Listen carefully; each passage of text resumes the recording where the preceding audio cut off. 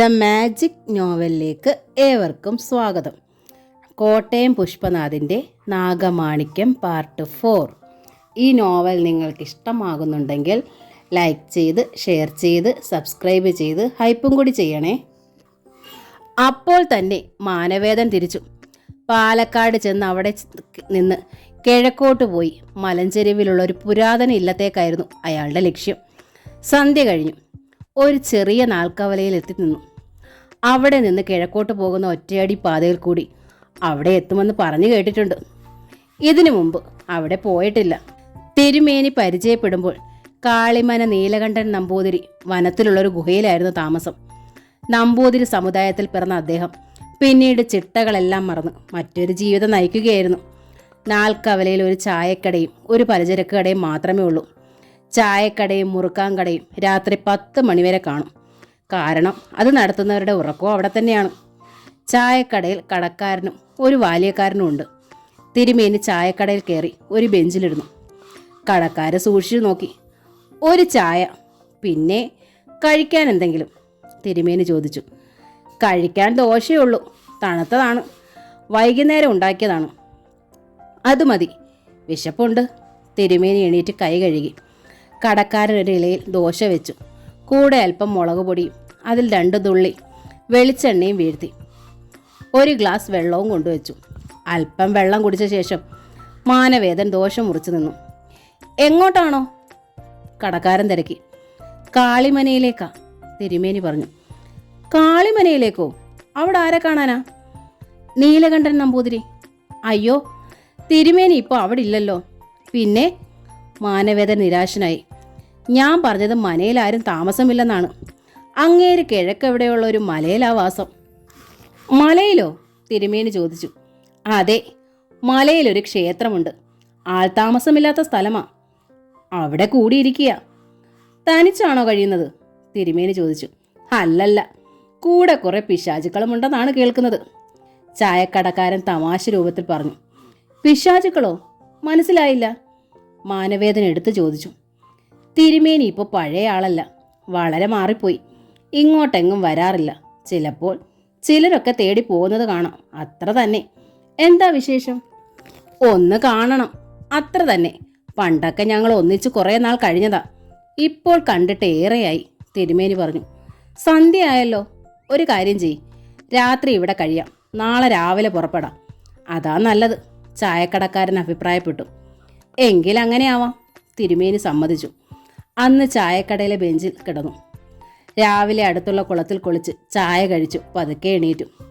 സൂര്യൻ്റെ ചൂടേറും മുമ്പ് തന്നെ മലയിലെ ഗുഹാക്ഷേത്രത്തിലെത്തി. ഒരു വലിയ ഒറ്റയ്ക്കൽ മണ്ഡപമാണ് ക്ഷേത്രം.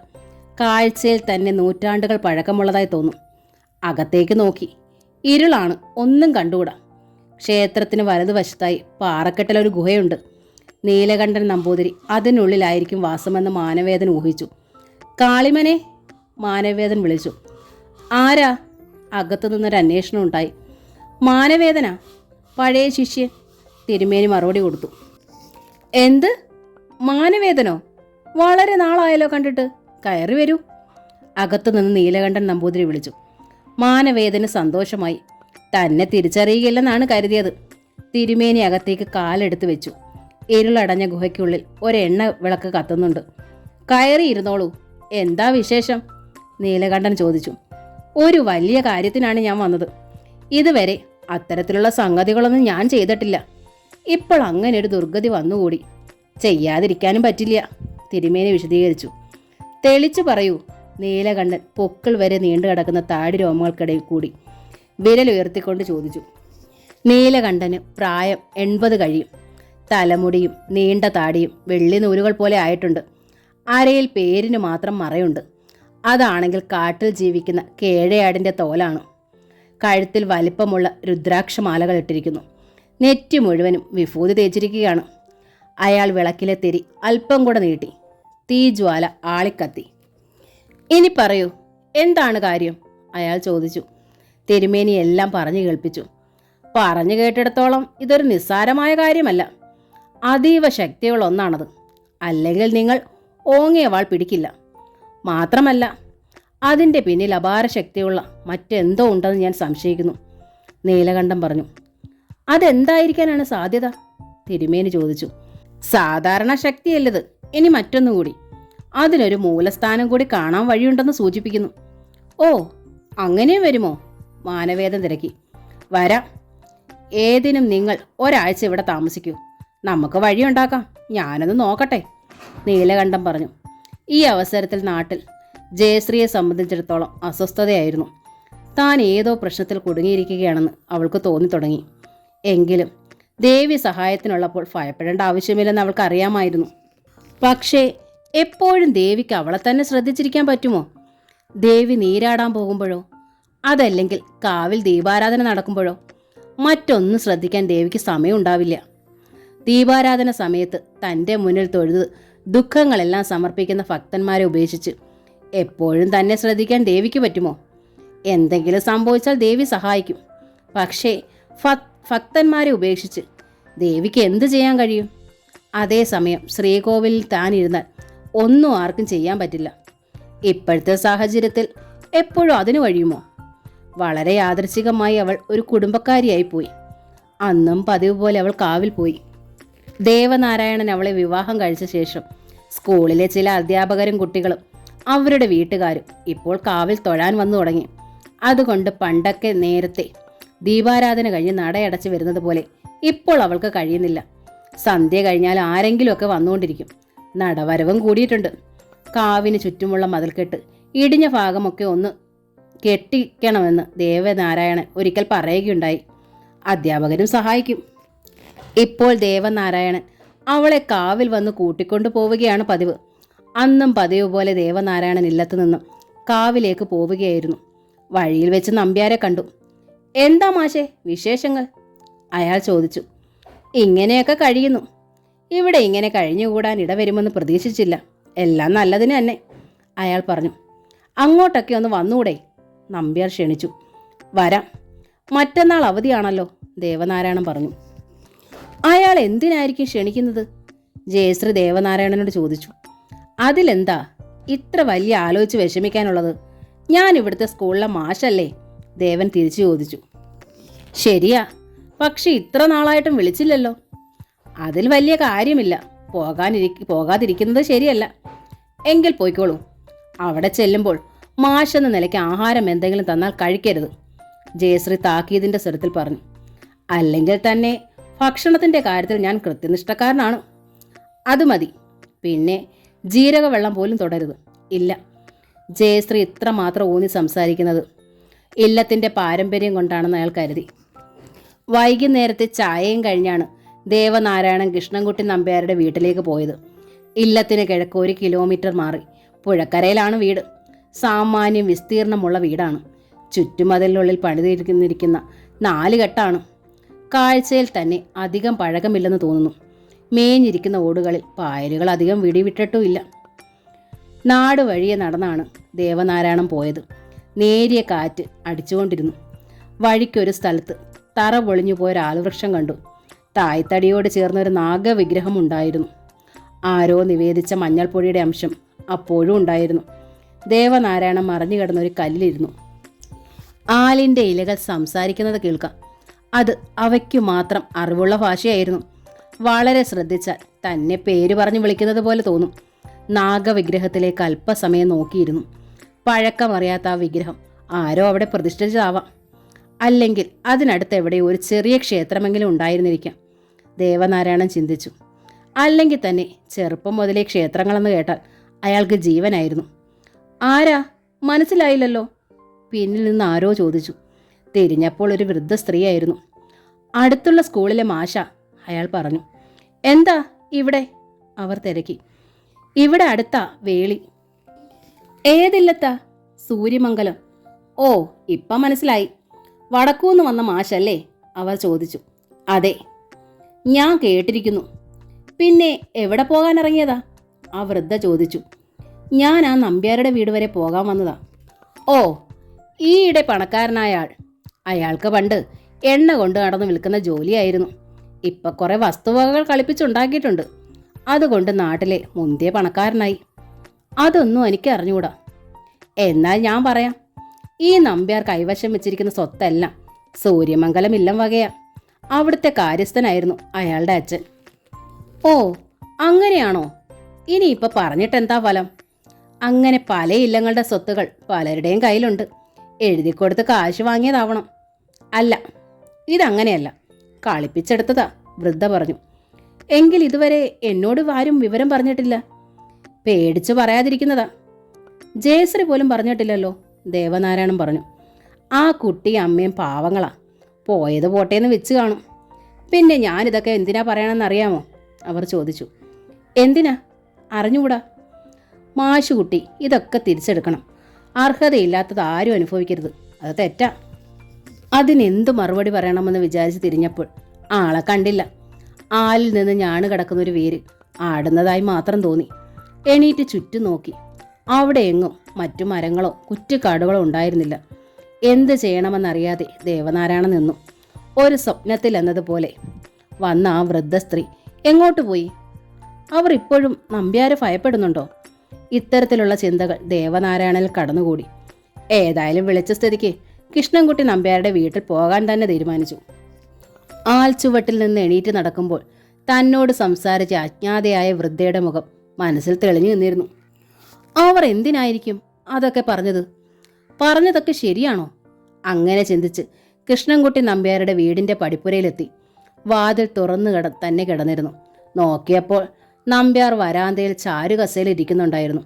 2 പേർ മുറ്റത്ത് ഭവ്യതയോടെ നിൽക്കുന്നതും കണ്ടു. ദേവനാരായണ മാഷ് മുറ്റത്ത് കാൽ ചവിട്ടിയപ്പോൾ നമ്പ്യാർ എണീറ്റു. വരണം മാഷേ, അയാൾ ക്ഷണിച്ചു. അപ്പോൾ അവിടെ നിന്നിരുന്നവർ ഭവ്യതയോടെ ഒതുങ്ങി മാറി നിന്നു. ഇരിക്കണം മാഷേ, നമ്പ്യാർ കസേര നീക്കിയിട്ടു. ദേവനാരായണൻ ഇരുന്നു. കഴിക്കാൻ എന്തെങ്കിലും? അയാൾ ചോദിച്ചു. ഇല്ല, ഇനി രാത്രിയിൽ കഞ്ഞി മാത്രം. അതാണ് ചിട്ട, അത് തെറ്റിക്കാറില്ല. കൊള്ളാം, അതൊക്കെ നല്ല കാര്യം. പിന്നെ ഇവിടെ ഒക്കെ പിടിച്ചോ? നമ്പ്യാർ കുശലം ചോദിച്ചു. നല്ല സ്ഥലം, ഇഷ്ടപ്പെട്ടു. ഒരു സ്ഥലം മാത്രം ഇനി ഉണ്ടാകാതിരുന്നാ മതി. അത് കേട്ടപ്പോൾ കൃഷ്ണൻകുട്ടി നമ്പ്യാരുടെ നെറ്റി ചുളിഞ്ഞു. അപ്പോൾ മാഷിന് ഇവിടം വിട്ട് പോകേണ്ടി വരുമോ? നമ്പ്യാർ തിരക്കി. അങ്ങനെ നിർബന്ധമില്ല. ഇവിടെ ഇപ്പോൾ വേളിയായ സ്ഥിതിക്ക് ഇനി ഒരു മാറ്റം വരാൻ സാധ്യതയില്ല. പിന്നെ എല്ലാം പിടിപാട് പോലിരിക്കും. അത് കേട്ടപ്പോഴേക്കും നമ്പ്യാരുടെ നെറ്റി ചുളിഞ്ഞു. വെറുതെ പരിചയപ്പെടാൻ വിളിച്ചു എന്ന് മാത്രം. പിന്നെ ഒരു കാര്യം അറിയാനും. അതെന്താ? ദേവനാരായണൻ ചോദിച്ചു. ഇവിടുത്തെ കാര്യം എന്തെങ്കിലും അവിടെ പറഞ്ഞോ? ഹേയ്, ഇല്ലല്ലോ. അതെന്താ ചോദിക്കാൻ കാരണം? അല്ല, എൻ്റെ അച്ഛൻ പണ്ട് അവിടുത്തെ കാര്യസ്ഥനായിരുന്നു. ഒരുപാട് ഉപകാരം ചെയ്തു കൊടുത്തിട്ടുണ്ട്. അവർക്ക് വേണ്ടിയാണ് ജീവിച്ചെന്ന് വേണം പറയാൻ. പക്ഷേ ഇപ്പം യാതൊരു ബന്ധവുമില്ല. അതെന്താ? അവർക്കും ഇങ്ങോട്ടില്ല. നിങ്ങളുടെ വിവാഹകാര്യം പോലും പറഞ്ഞില്ല. അതറിഞ്ഞുകൂടാ. പെട്ടെന്നല്ലേ എല്ലാം നടന്നത്. സ്കൂളിലെ മാഷന്മാരുടെ നിർബന്ധം കൊണ്ടാണ് ഇത്ര പെട്ടെന്ന് നടക്കാൻ കാരണം തന്നെ, ദേവനാരായണൻ പറഞ്ഞു.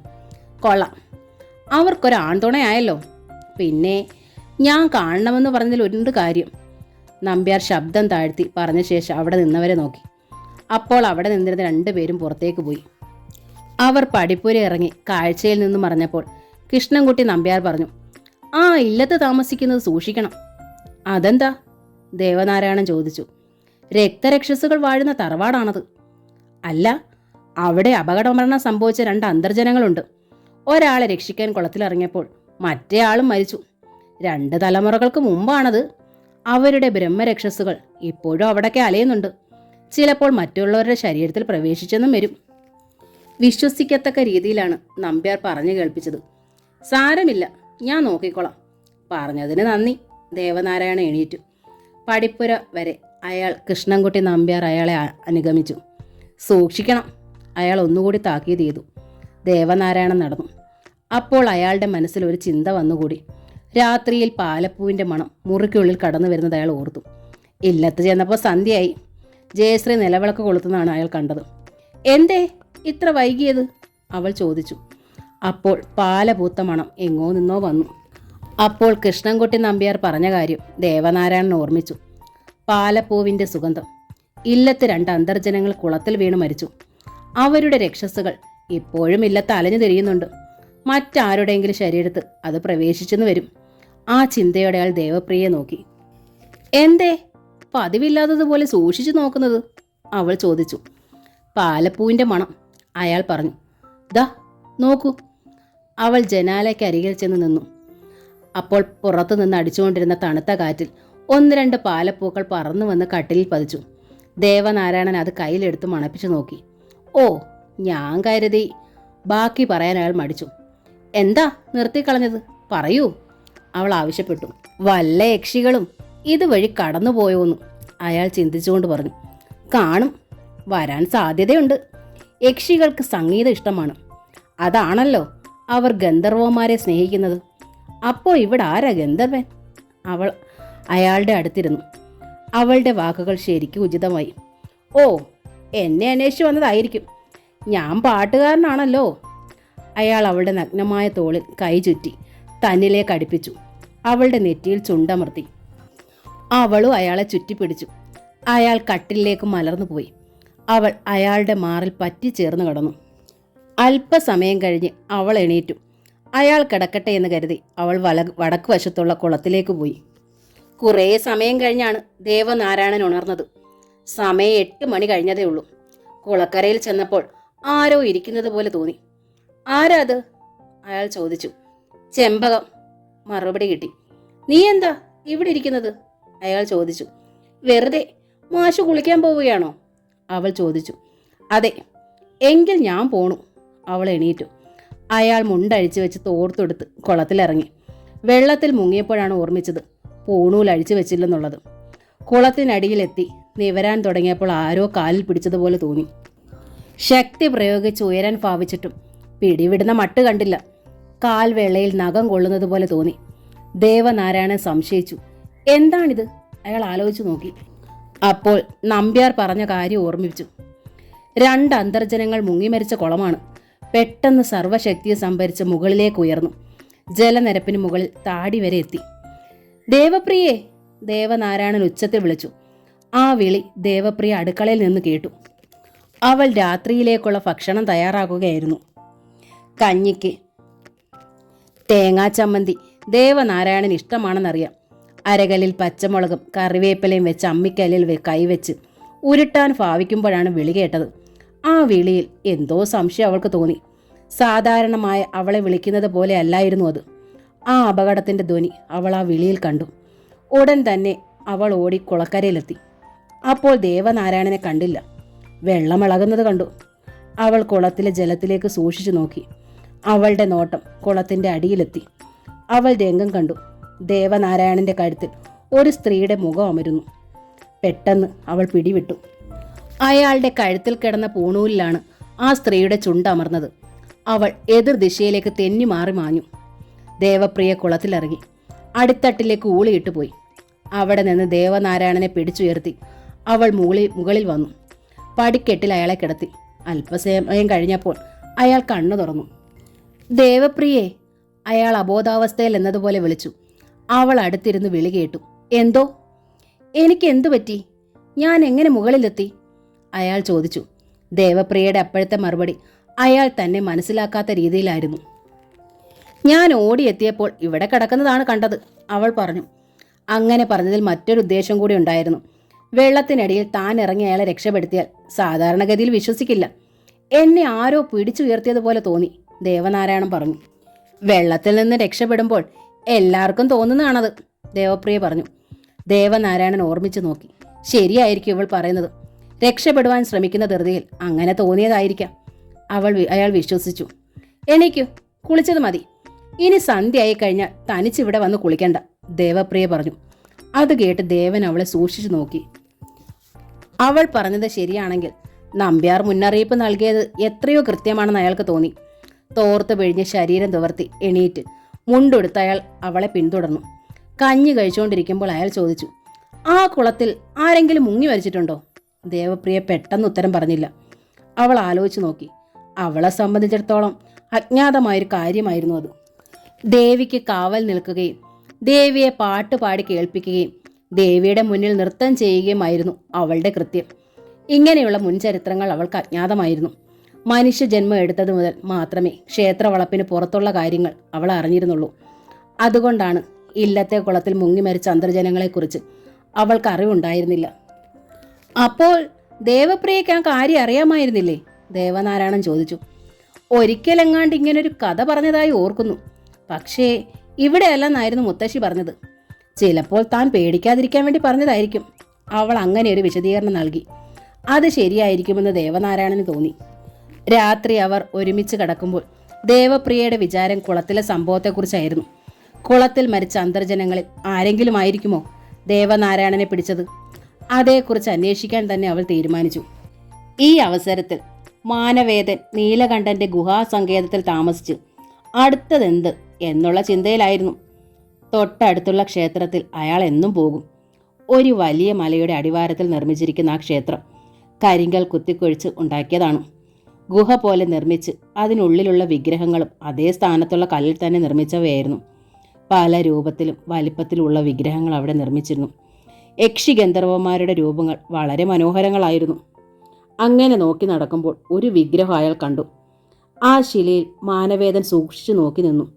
താൻ എവിടെയോ വെച്ച് കണ്ട് ആ ശില്പം കണ്ടിട്ടുണ്ടെന്നൊരു തോന്നൽ അയാൾക്കുണ്ടായി. വീണ്ടും അയാൾ പരിശോധിച്ചു.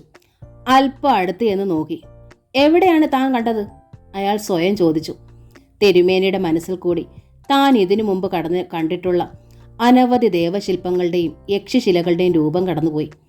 അങ്ങനെ ചിന്തിച്ചു നിൽക്കുമ്പോൾ അയാളുടെ മനസ്സിലൊരു രൂപം അല്പസമയത്തേക്ക് പതിഞ്ഞു വന്നു. അത് സൂര്യമംഗലം ഇല്ലം വക ദേവീക്ഷേത്രത്തിൻ്റെ മുന്നിലുള്ള ഒരു യക്ഷിശിലയായിരുന്നു. അല്പം കൂടി അടുത്ത് എന്ന് അയാൾ അതിൽ സൂക്ഷിച്ചു നോക്കി. അതെ, അത് തന്നെ എന്ന് മന്ത്രിച്ചുകൊണ്ട് അയാൾ നീലകണ്ഠൻ കഴിയുന്ന ഗുഹയുടെ വാതുക്കലെത്തി. ഈ അവസരത്തിൽ ദേവപ്രിയ ഇല്ലത്തിൻ്റെ തെക്കുവശത്തുള്ള കുളക്കരയിൽ തനിച്ചിരിക്കുകയായിരുന്നു. കുളത്തിലെ ജലത്തിൽ താമരപ്പൂക്കൾ 2 എണ്ണം വിരിഞ്ഞിരുന്നു. ദേവനാരായണൻ സ്കൂളിൽ പോയിരുന്നു. നട്ടുച്ച സമയത്താണ്. പെട്ടെന്ന് താമരപ്പൂക്കളിൽ ഒരെണ്ണം വെള്ളത്തിലേക്ക് തല ചായ്ച്ചു. ദേവപ്രിയ സംശയത്തോടെ നോക്കി. നിശ്ചലമായി കിടന്നിരുന്ന ജലനിരപ്പിനുള്ളിൽ നിന്നും പെട്ടെന്ന് എന്തോ ഉയർന്നു വരുന്നത് പോലെ അവൾക്ക് തോന്നി. അതൊരു ആൾരൂപം പോലെ നിന്നു. ആ ജലത്തിനുള്ളിൽ അവ്യക്തമായൊരു സ്ത്രീരൂപം ദേവപ്രിയ കണ്ടു. ദേവപ്രിയെ! അതിനുള്ളിൽ നിന്നും വിളി കേട്ടു. എന്തേ? ആരാ? അവൾ ചോദിച്ചു. നിനക്കെന്നെ മനസ്സിലാവില്ല. ഞാൻ മാത്രമല്ല, ഒരാൾ കൂടിയുണ്ട്, ആ രൂപം പറഞ്ഞു. അതാരാ? ദേവപ്രിയ ചോദിച്ചു. ദാ നോക്കൂ, അത് പറഞ്ഞു. അപ്പോൾ മറ്റൊന്നുകൂടി ആ രീതിയിൽ ഉയർന്നു വന്നു. ഞങ്ങൾ 2 ആളുമാ. ഞാൻ അംബിക, ഇത് ജയശ്രീ. ഇവളുടെ പേരാണ് ഇവിടെ സർപ്പദംശനേറ്റു മരണമടഞ്ഞത്. ജയശ്രീയുടെ ജഡമല്ലേ നീ ഇപ്പോൾ ഉപയോഗിക്കുന്നത്? അതെ, ദേവപ്രിയ പറഞ്ഞു.